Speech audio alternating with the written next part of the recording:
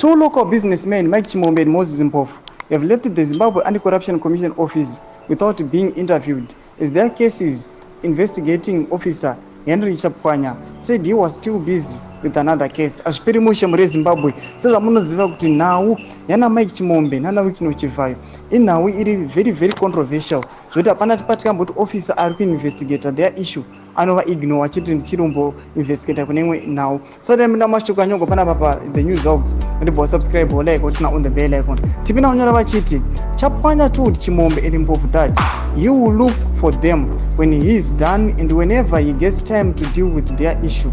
We went there and we waited for the investigating officer Chapkwanya. When he came, he said he was busy with another case at the moment and would call us whenever he gets time. A representative of Chimombe and Mpofu told the news house. Ndo mashoko ari kubuda panapa zvinzi aiwa investigating officer vaifana kuvaita ma-interviews angachete anga ari busy neanother business. Saka timbotudze mafungiro enyu muri kudi pamusoro pemashoko avo avanouya vachitaura vachiudza majournalist. Pinda comment section medu mutidze mafungiro enyu. Musangana kusubscribe, kulike, sonotina on the bell icon.